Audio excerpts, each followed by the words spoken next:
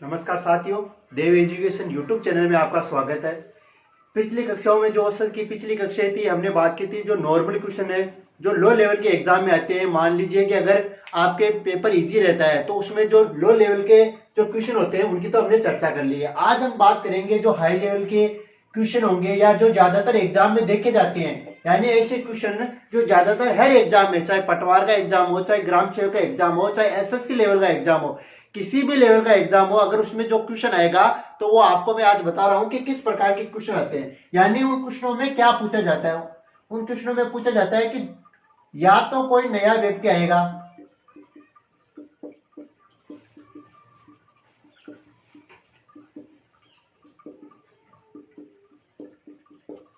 या कोई व्यक्ति जाएगा,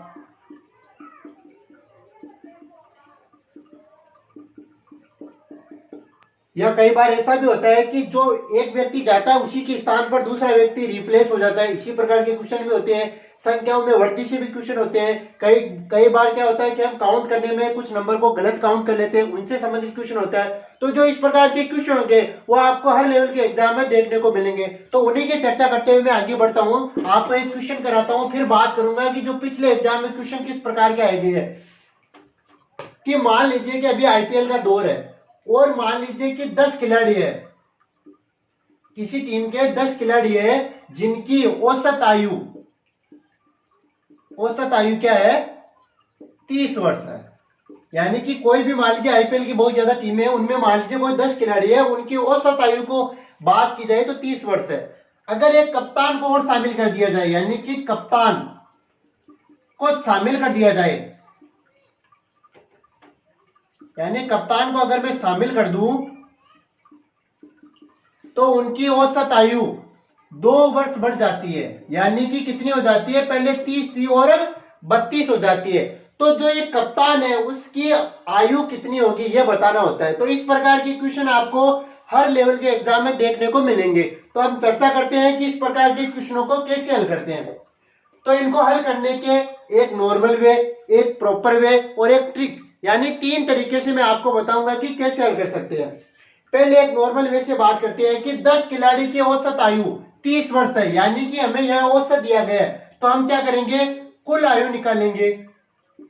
पहले क्या की कुल आयु निकाले, तो औसत आयु जब भी दी गई हो तो हम क्या करेंगे, कुल आयु निकालेंगे। तो औसत आयु कितनी दी गई है, 30 वर्ष। और सदस्यों की संख्या यानी कि खिलाड़ी कितने हैं, 10। तो जब 30 को 10 से मल्टीप्लाई करेंगे तो हमारे पास आ जाएगा 300, जो कुल आयु होगी। अब क्या कह रहा है, एक कप्तान को शामिल कर दिया जाए, यानी कि एक टीम में कितने खिलाड़ी हो जाएंगे, 11 खिलाड़ी हो जाएंगे। और उनकी औसत आयु कितनी हो जाएगी, 30 + 2 32 वर्ष। तो अब आयु कितनी हो जाएगी, 11 खिलाड़ी और 32 × 11 कर देंगे। हम क्या करेंगे, 32 × 11। तो 32 × 11 करने पर क्या होता है, 32 को जब 11 से मल्टीप्लाई करेंगे तो क्या आएगा हमारे पास, 352। देखिए साथियों, जब भी कैलकुलेशन करनी हो 11 से, जब भी 11 से कैलकुलेशन करनी हो तो क्या करते हैं, जो पहला अंक है यहाँ पहला अंक रख देते हैं, जो अंतिम अंक है उसको अंतिम अंक पे रख देते हैं। और जब 2 अंक से, यानी यहाँ पे 2 अंक है तो इन 2 को ऐड कर लेंगे तो हमारे पास क्या आ जाएगा, 352। और इनको मल्टीप्लाई किया तो भी 352 आया। तो ये तो नॉर्मल बात है कि काउंट कैसे करते हैं, कैलकुलेशन कैसे करते हैं। तो हमारे पास 10 खिलाड़ियों की औसत आयु आ चुकी है, 11 खिलाड़ियों की औसत आयु आ चुकी है, बस इनका डिफरेंस निकालना है। तो डिफरेंस कितना हो जाएगा, 52 वर्ष। तो हमारी जो कप्तान की आयु होगी वो कितनी होगी, 52 वर्ष होगी। यानी कि हमारे पास जो 10 खिलाड़ियों की औसत आयु थी, 11 खिलाड़ियों की औसत आयु हो चुकी है यहाँ पे। अब हमें इन दोनों का डिफरेंस निकालना है। तो जब टोटल आयु में से इन दोनों का डिफरेंस निकालेंगे तो हमारे पास कप्तान की आयु आ जाएगी। तो ये तो हो गया 52 वर्ष। ये तो हो गया हमारा नॉर्मल वे। इसमें क्या होता है, कैलकुलेशन बहुत ज्यादा होती है। अब मैं बताता हूं आपको फॉर्मूले से कैसे करना है, इसका फॉर्मूला बताता हूं आपको। फॉर्मूला से बताता हूं। तो जब भी कोई नया औसत निकालना हो या नई चीज निकालनी हो, जब भी हमें नया मान निकालना हो या नया औसत निकालना हो, मान लीजिए यहाँ पे नया लिख देता हूं, तो हमें क्या करना है, सबसे पहले पुराना औसत लिखना है। क्या करना है, सबसे पहले पुराना औसत लिखना है, क्योंकि हमें पुराना औसत ही दिया गया होगा। अब क्या करना है, पुराने औसत में अगर बढ़ती करने को कहा जाए तब तो जोड़ देना है, और कमी करने को कहा जाए तो घटा देना है। क्या घटाना है, जितनी संख्या है उसको मल्टीप्लाई करना है, जो नया औसत यानी वृद्धि हो रही है उससे, वृद्धि या जो भी कमी हो रही है उससे मल्टीप्लाई करना है। अगर वृद्धि होगी तो प्लस करेंगे, कमी होगी तो माइनस करेंगे, लेकिन संख्या को वृद्धि या कमी से मल्टीप्लाई करना है। अब आपके मन में होगा संख्या कौन सी लेनी है, तो संख्या जो नई बन जाएगी, अब पहले कितनी थी 10, एक कप्तान को शामिल कर दिया, यानी टोटल संख्या हो गई 11। यहाँ पे 2 वर्ष बढ़ रहा है तो वृद्धि हो जाएगी, तो यहाँ पे प्लस का सिंबल हो जाएगा। तो नई आयु निकालना हमें, तो क्या हो जाएगा, पुराना औसत 30 वर्ष प्लस माइनस संख्या 11 वृद्धि 2 की, तो 11 इंटू 2। अब यहाँ पे क्या हो रहा है, वृद्धि, तो यहाँ पे प्लस का साइन रखेंगे, तो यह हो जाएगा 52। क्या कैसे हो गया, 30 और प्लस में 22, 11 2 22। बोर्डमास के नियम से पहले जो ब्रैकेट होता है वो पहले हल होगा, ये नहीं कि डायरेक्ट आप इससे हल कर लो, पहले ब्रैकेट हल होगा उसके बाद में प्लस माइनस हल होगा। तो यहाँ पे क्या आ गया हमारा आंसर 52। तो हमने जो नॉर्मल वे से किया था तब भी हमारा आंसर 52 आ रहा था, अब फॉर्मूले से कर रहे हैं तब भी हमारा आंसर 52 आ रहा है। अब हम करेंगे ट्रिक से, तो ट्रिक से कैसे हल करेंगे,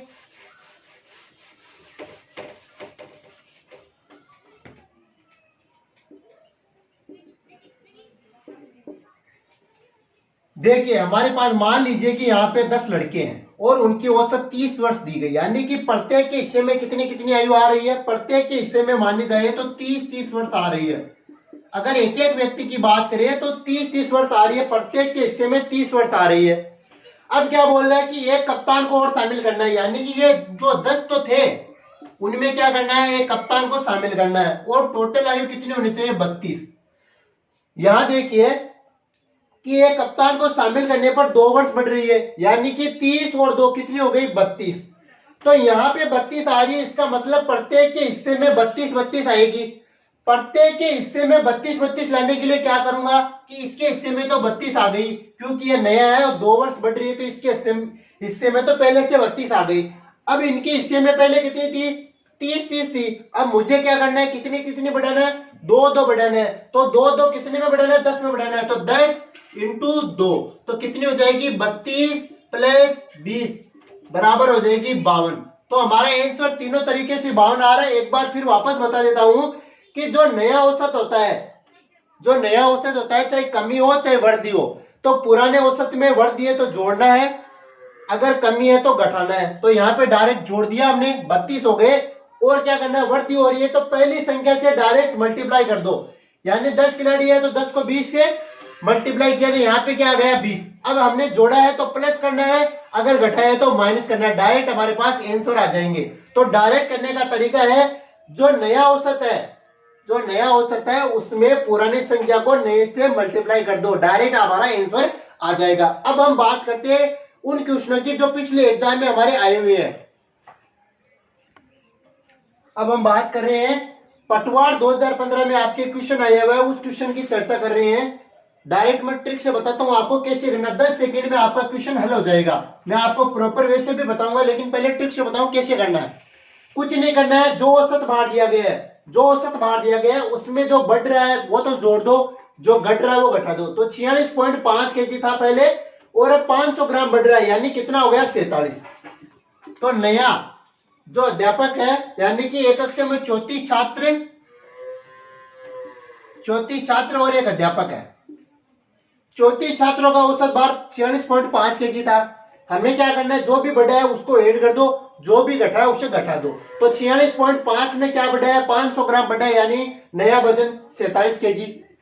फिर क्या करना है, जितनी भी जो संख्या है उसको जो ये भार है उससे गुणा कर दो। तो 34 को जब 500 ग्राम से गुणा करेंगे तो क्या आएगा हमारे पास, 17 kg। जब इन दोनों को ऐड किया तो हमारे पास क्या हो जाएगा, 64 kg, यानी कि 10 सेकंड में हमारा आंसर आ रहा है। ये तो हो गया हमारा ट्रिक से हो गया कि डायरेक्ट कैसे हल करेंगे, जब परीक्षा में, जब एग्जाम में आपके पास समय कम हो और क्वेश्चन बहुत ज्यादा हो तो कैसे करेंगे, डायरेक्ट वे। औसत भार में वृद्धि हुई है तो ऐड करेंगे, कमी हुई तो घटा देंगे, घटाने के बाद उसे लिख लेंगे। फिर जो छात्रों की संख्या या किसी भी की संख्या है उस संख्या को जो वजन है उसे मल्टीप्लाई कर देंगे और ऐड कर देंगे। ऐड किया, हमारे पास क्या आ गया 64 केजी। अब मैं बताता हूं आपको प्रॉपर वे से कैसे करना है। कुछ नहीं करना है, जब भी नया मान निकालना हो तो क्या करना है, पुराना औसत जो कि 46.5 केजी प्लस माइनस करना है। अगर बढ़ती हो रही है तो प्लस, कमी हो रही है तो माइनस। क्या करना है, संख्या कितनी हो जाएगी, अब हमारे पास 35 हो जाएगी। 34 पहले थी और एक टीचर के आने से 35 हो गई, इंटू करना है 0.500 से, तो 46.5 प्लस 17.5 टोटल हो गया 64। तो जो हमारे पटवार 2015 में हमारे पास क्वेश्चन आए हैं उसके जो हमने दो तरीके से आंसर कर लिया। बात करते हैं और क्वेश्चनों की, और कौन कौन से क्वेश्चन आए हैं। अब नेक्स्ट क्वेश्चन है जो पटवार 2015 में आया है लेकिन थोड़ा सा आयु से संबंधित है, तो कैसे करेंगे इन क्वेश्चनों को। पहले क्वेश्चन पढ़ते हैं, क्या कह रहा है, 3 वर्ष पूर्व ए और बी की आयु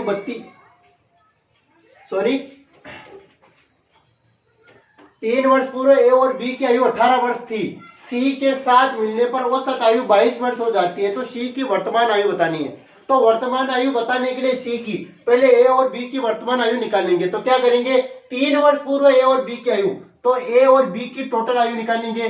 टोटल आयु निकालने के लिए क्या करते हैं, जितना भी औसत दिया गया है, जो ये औसत 18 वर्ष, तो इनको क्या करेंगे, संख्या से मल्टीप्लाई करेंगे। तो हमारे पास क्या आ जाएगा, इन दोनों की टोटल आयु हो जाएगी 36 वर्ष, जो कि 3 वर्ष पहले की है। तो 3 वर्ष पहले की यानी 3 वर्ष ए के, 3 वर्ष बी के, तो इसमें क्या करूंगा, मैं 6 वर्ष ऐड कर दूंगा। तो इन दोनों की टोटल आयु जो वर्तमान की है वो आ जाएगी 42 वर्ष। अब वर्तमान की 42 वर्ष आ गई है ए और बी की, लेकिन प्रश्न में क्या कह रहा है, ए बी और सी तीनों की 22 वर्ष हो जाती है, यानी सी के साथ मिलने पर ए बी सी तीनों की 22 वर्ष हो जाती है, यानी तीनों की टोटल आयु निकालेंगे। ए बी और सी तीनों की टोटल आयु हो जाएगी 22 इंटू 3 यानी 66 वर्ष। अब क्या करेंगे, दोनों का डिफरेंस ही हमारा आंसर हो जाएगा 24 वर्ष। कुछ नहीं करना है, बस दोनों की औसत आयु दी गई है तो इनकी टोटल आयु निकाल लेंगे। तीनों की औसत आयु दी गई है तो इन तीनों की टोटल आयु निकाल लेंगे। जो डिफरेंस होगा वो हमारा आंसर होगा। अब बात और क्वेश्चन की करते हैं।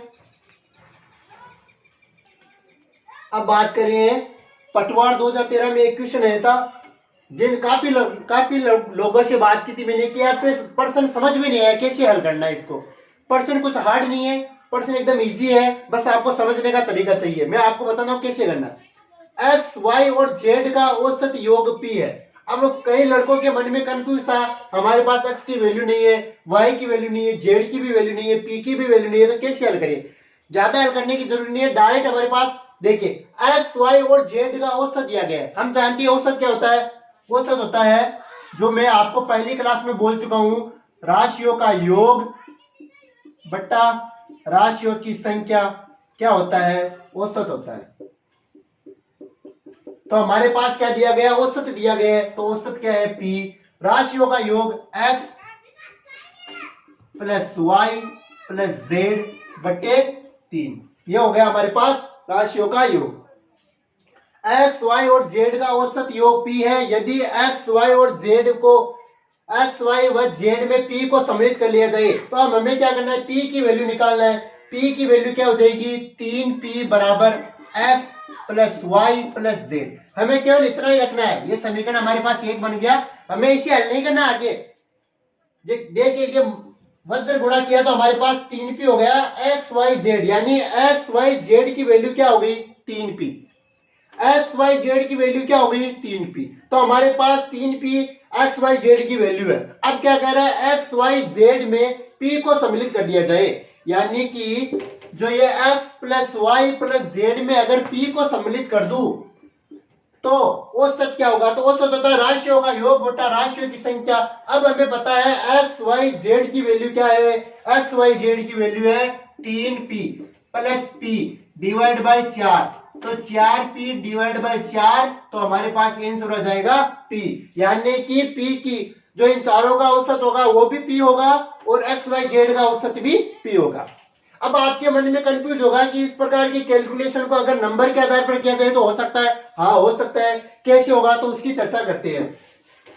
अगर आपको इस प्रकार से समझ में नहीं आए कि कोई संख्या दे दी जाए, अब देखना आपको कि जो अक्षर दिए गए वो किस आधार पर है, यानी बढ़ते क्रम के आधार पर है, क्रमबद्ध रूप से है। क्रमबद्ध रूप से होना चाहिए। तो क्रमबद्ध रूप से एक्स वाई जेड। मान लीजिए मैंने x बराबर 1 रखा, y बराबर 2 रखा और z बराबर 3 रखा। x बराबर 1, y बराबर 2, z बराबर 3 रखा, तो हमें औसत क्या आना चाहिए, p आना चाहिए। तो p का औसत निकालने के लिए क्या करेंगे, 1 + 2 + 3 डिवाइड बाई 3, राशियों का योग बटा राशियों की संख्या। तो ये क्या हो गया, 6/3। तो यहाँ पे हमारा क्या आंसर आ गया, 2, यानी p बराबर हमारे पास 2 आ गए। ये y बराबर 2 नहीं है, ये p बराबर 2 है। यहाँ पे y बराबर भी 2 है और p बराबर भी 2 आ गए, लेकिन हमें निकाली किसकी वैल्यू, हमने p की वैल्यू निकाली है। तो p बराबर आ गए हमारे पास 2। अब देखिए, अब हमें क्या करना है, x y व z में p को सम्मिलित कर दे, यानी जो हमारा पहला समीकरण है उसमें अगर हम मैं p को सम्मिलित कर दूं, यहाँ पे p की वैल्यू को ऐड कर दूं, p की वैल्यू कितनी आई हमारे पास 2 और संख्या कितनी हो गई 4। तो हम क्या करेंगे, इन चारों को ऐड करेंगे। तो ऐड करने पर हमारे पास क्या आया, 8 डिवाइड बाई 4, तो 4 2 8, यानी हमारे पास वापस 2 आंसर आ गए। तो 2 बराबर क्या है हमारे पास, 2 की वैल्यू क्या है, p की वैल्यू है 2, तो हमारा आंसर वापस p आ गया। तो इस प्रकार से हम किसी भी क्वेश्चन को संख्या के आधार पर भी कर सकते हैं। अगर यहाँ पे संख्या मानकर करें तो भी हमारा आंसर आ जाएगा, और अगर यहाँ पे लेटर आ जाए या अल्फाबेट में आ जाए तो घबराने की बात नहीं है। जो हमारा फॉर्मूला है राशियों का योग बटा राशियों की संख्या, उसी के आधार पर नॉर्मली इजी वे से करना है। अब हम बात करते हैं और क्वेश्चनों की। अब मैं बात कर रहा हूं नेक्स्ट क्वेश्चन की। नेक्स्ट क्वेश्चन है जो पटवार 2015 के मेंस में आया हुआ है, आपके 2 पेपर हुए थे उस साल। अब मैं बात कर रहा हूं कि क्वेश्चन किस प्रकार का था। क्वेश्चन था 300 मजदूरों की औसत दैनिक मजदूरी 150 रुपए, यानी कि किसी कारखाने मान लो, किसी बिल्डिंग मान लो, किसी भी काम में 300 मजदूर है और प्रत्येक दिन की मजदूरी है 150 रुपए, तथा 200 अन्य मजदूर है जिनकी औसत मजदूरी 200 रुपए है। तो सभी मजदूरों की औसत मजदूरी बताना है, यानी कि हमें टोटल मजदूरी नहीं, औसत मजदूरी बताना है। पहले क्या किया गया, औसत दिया गया है। ध्यान रखना, जब भी औसत दिया जाए तो टोटल निकाल लो। पहले जब भी औसत दिया जाए तो टोटल निकाल दो। तो टोटल निकालने क्या करेंगे, जितने मजदूर है और उतनी राशि से मल्टीप्लाई कर दो, जितने मजदूर है और प्रत्येक को मिलने वाली राशि से मल्टीप्लाई कर दो। तो क्या करेंगे, यहाँ पे 45,000 हो जाएगी। दूसरी क्या है, 200 मजदूर को 200 रुपया पर डे की मिल रही है, इनको भी मल्टीप्लाई कर दो, तो ये कितने हो जाएंगे, 40,000।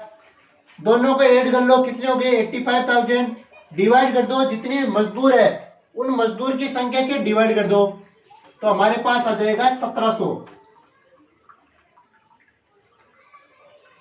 सॉरी 170 हमारे पास आंसर आ जाएगा। यानी प्रत्येक मजदूर की जो औसत मजदूरी होगी वो 170 रुपए होगी।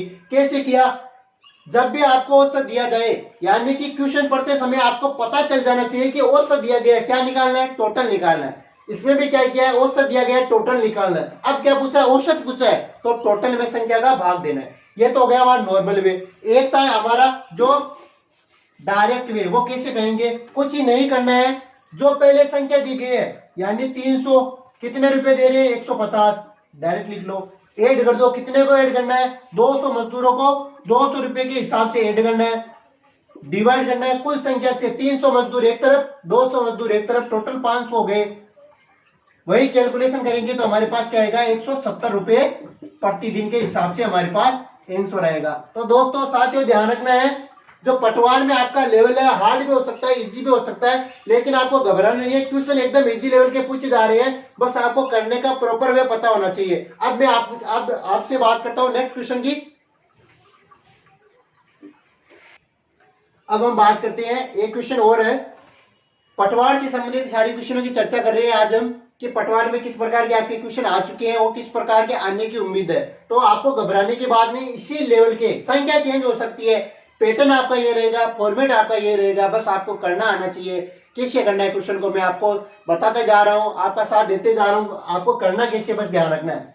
प्रश्न है पटवार 2013 में आया हुआ है, आपके 7 छात्रों की औसत आयु 12 वर्ष है। आपको यहां देखते ही पता चल जाना चाहिए कि औसत दी गई, क्या करना है, टोटल निकालना है। यदि 16 और 17 वर्ष के 2 और छात्रों ने प्रवेश किया, अब देखिए यहाँ पे टोटल नहीं दिया गया है, तो टोटल नहीं दिया गया है तो औसत पूछेगा, अगर औसत दिया जाएगा तो टोटल पूछेगा। तो ध्यान रखना है, क्वेश्चन पढ़ते ही आपके दिमाग में आ जाना चाहिए कि पूछ क्या रहा है। तो यहाँ पे पहले औसत दिया गया है, लेकिन बाद में टोटल दिया गया है, यानी 16 और 17 वर्ष के। अब हमें पूछ लिया औसत, यानी टोटल देके औसत ही पूछेगा, औसत देगा तो टोटल पूछेगा।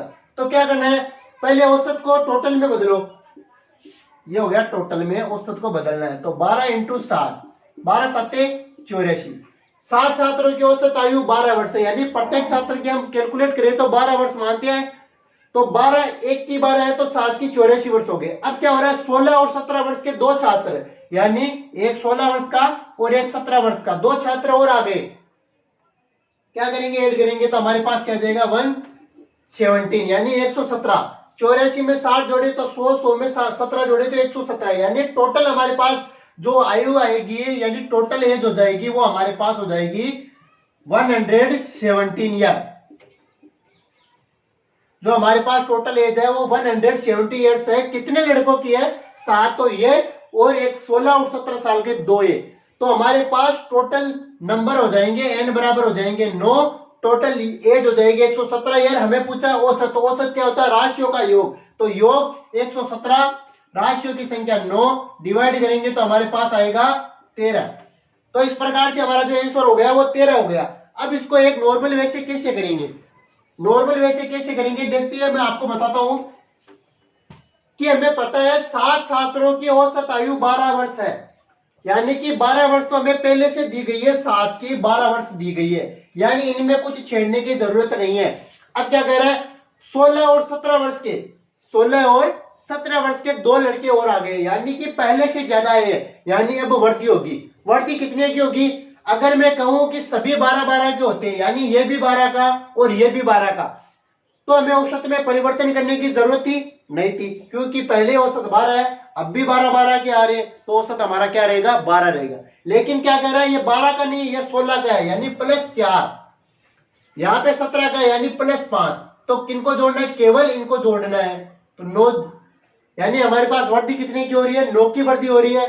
संख्या कितनी है 9, तो जब 9 को 9 से डिवाइड किया तो 1, यानी कि जो औसत था उसमें 1 ऐड कर देना है, तो कितने हो जाएंगे 13। पहले भी 13 आ रहे थे, अब भी 13 आ रहे। तो ध्यान रखना है, घबराने की जरूरत नहीं है, डायरेक्ट अनुमान से ही हम इसके आंसर निकाल सकते हैं। कैसे निकालेंगे ये आपको बता चुका हूं, एक बार वापस बता रहा हूं कि जब भी अनुमान से निकालते हैं औसत को बीच में रख लो, औसत को क्या करोगे बीच में रख लो। बीच में रखने के बाद जितनी वृद्धि हो रही है उतने प्लस में लिख दो, कमी हो रही है तो माइनस में लिख दो। यहाँ पे क्या हो रही है वृद्धि +4, यहाँ पे वृद्धि हो रही है +5। कितने की वृद्धि हो रही है 9 की वृद्धि हो रही है, यानी जो हमारे औसत में वृद्धि होगी वो भी प्लस में होगी। अब देखिए यहाँ पे 9 की वृद्धि हो रही है, कितने में हो रही है 7 तो पहले और 2 यहाँ पे, यानी 9 में 9 की वृद्धि हो रही है, यानी प्रत्येक में 1 की वृद्धि होगी। प्रत्येक में 1 की वृद्धि होने का मतलब है कि जो औसत है उसमें भी 1 की वृद्धि होगी। तो पहले औसत था हमारा 12, अब क्या औसत है 1। मैं आपको पहले भी बता चुका हूं, पिछली क्लास थी, कि जब भी बोला जाए कि प्रत्येक की वृद्धि हो रही है, प्रत्येक की कमी हो रही है, या प्रत्येक से गुणा हो रहा है, या प्रत्येक से भाग हो रहा है, तो डायरेक्ट वही प्रोसेस जो होगी वो औसत में होगी। यहाँ पे प्रत्येक की 1 की वृद्धि हो रही तो डायरेक्ट 12 में 1 की वृद्धि कर देंगे। अगर यहाँ पे कमी होती तो 12 से 1 की कमी कर देते, गुणा होता तो 12 से 1 का गुणा कर देते, और भाग होता तो 12 से 1 का भाग कर देते। तो ध्यान रखना है, जब भी आपके औसत से संबंधित कोई क्वेश्चन आए तो आपको 2 या 3 पैटर्न के क्वेश्चन है जो मैं आपको करा चुका हूं। पिछले जो पटवार के एग्जाम थे उनमें किस प्रकार के क्वेश्चन आए उनको भी मैं करा चुका हूं। अब मैं नेक्स्ट क्लास में बात करूंगा कि और किन किन एग्जाम में आपके इस प्रकार के क्वेश्चन आए गए हैं। मैं सभी एग्जाम के आपके क्वेश्चन आपको यहाँ कराने वाला हूं, ताकि आपके मन में किसी भी प्रकार का कोई शंका नहीं रहे कि पटवार में जो औसत से संबंधित कोई भी क्वेश्चन आएगा वो आपसे हो नहीं पाएगा। जितने तरीके के क्वेश्चन हो गए मैं आपको यहाँ पे कराऊंगा। यहाँ पे व्हाइट बोर्ड पे आपके सभी प्रकार के क्वेश्चन कराए जाएंगे, आपको टेंशन लेने की जरूरी नहीं है। औसत से अगर कोई भी क्वेश्चन बाहर आएगा तो उसकी मेरी गारंटी है, कोई भी क्वेश्चन आपके बाहर नहीं जाएगा। जितने भी प्रकार के क्वेश्चन बन सकते हैं मैं आपको कराने वाला हूं। तो साथियों, आज मैं आपसे विदा लेता हूं। अगर आप हमारी क्लास आपको अच्छी लगे लाइक कीजिए, शेयर कीजिए, सब्सक्राइब कीजिए। धन्यवाद।